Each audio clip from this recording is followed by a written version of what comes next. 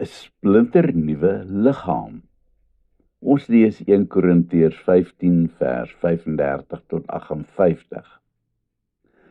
Gister het ek geskryf oor die Sonneblomland, maar ek wil hê dat ons weer 'n slag teruggaan daarheen. Ek wil jou graag iets opwindend wys. Kyk 'n slaggie mooi na een van hierdie sonneblomsaadjies. Wat sien jy? 'n Swaar, vaal, swarterige, onaansienlike pytjie wat nou nie juis veel om die lyf het nie. Maar gaan begrawe hom en kyk net wat dan gebeur. As hy die dag ontkiem, dan gebeur daar 'n asemrowende wonderwerk. Daardie eerste ou brose blaartjies wat hulle koppies deur die harde grond uitsteek, laat jou al klaar snak na jou asem. Wat gaan van hierdie klein plantjie word? En jy soek verniet na die oorspronklike saadjie wat jy geplant het. Al wat daarvan oorbly is 'n leë swart doppie.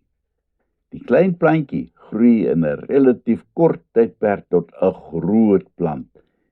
En dan blom hy. En wat 'n blom! Goudgeel, so groot soos 'n sopbord. En gelaai met 'n ryk saad wat skitter in die son. En die sonneblom hou altyd sy gesig gerig op die helder son.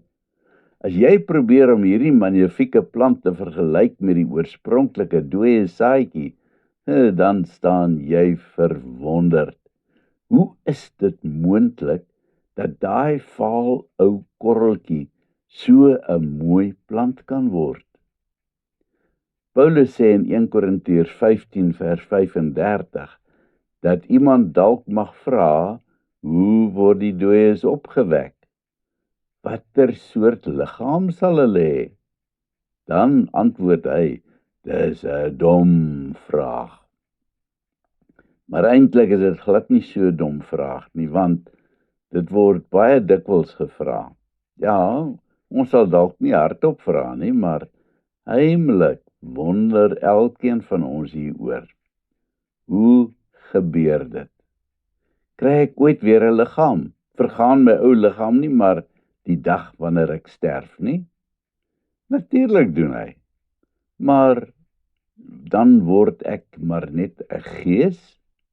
Gaan my ou geraamte dalk eendag met die wederkoms weer vleis en vel aankry? En wat daarvan as my liggaam veras is en die assies in die see gestrooi is?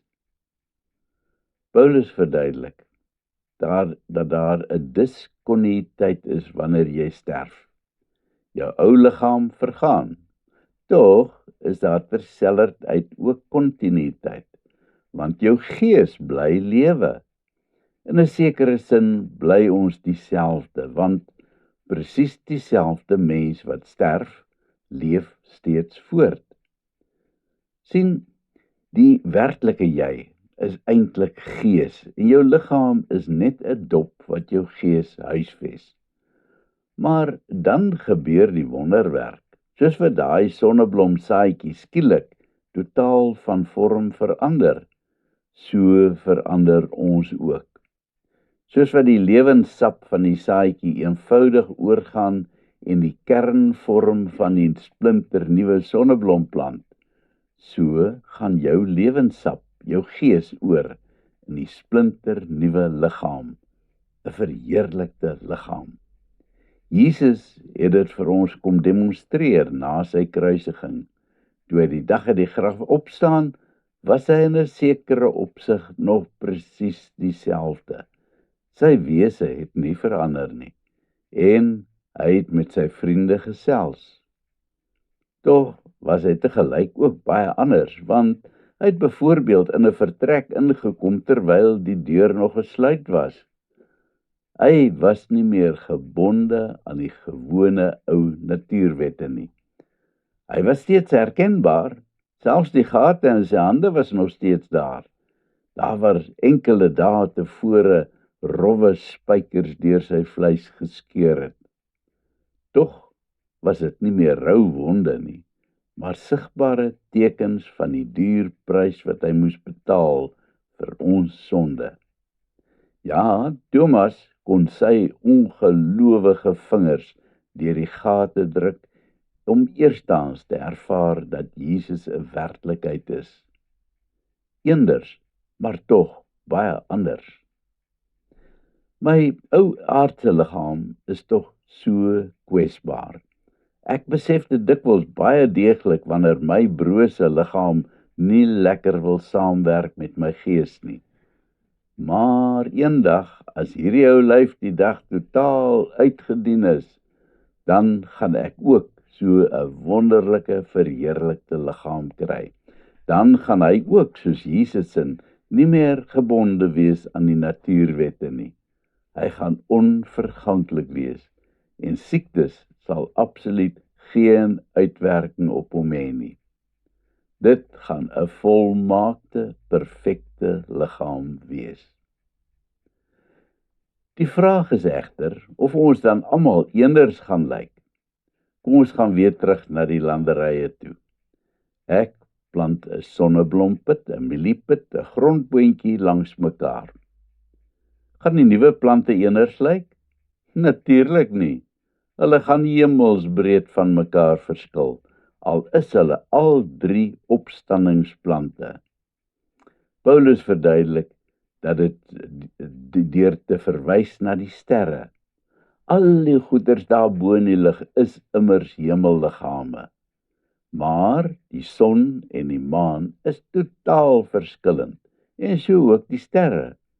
Paulus het nie 'n teleskoop gehad nie, maar ek dink hy sou verstom staan as hy boonop deur so 'n ding na die sterre sou kon kyk en sien dat daar feitelik nie 2 sterre is wat eenders lyk nie. Sommige sterre is selfs eintlik glad nie sterre nie, maar galaksies of gasnevels. Daar kom 'n dag wanneer trompetgeskal sal weer klink oor die wêreld, lees ons in 1 Korintiërs 15 vers 52. Dit sal die wederkoms van Jesus aankondig. Op daardie oomblik sal almal wat reeds gesterf het, 'n splinter nuwe liggaam kry, en diegene wat daar nog lewe, se liggame sal verander word om ook onsterflik te word. Almal sal splinter nuwe klere kry om Jesus die koning te ontmoet. In 1 Korintiërs 15 vers 54 en 55 jubel Paulus: die dood is verslind in oorwinning. Dood, waar is jou oorwinning? Dood, waar is jou angel? Kom ons bid.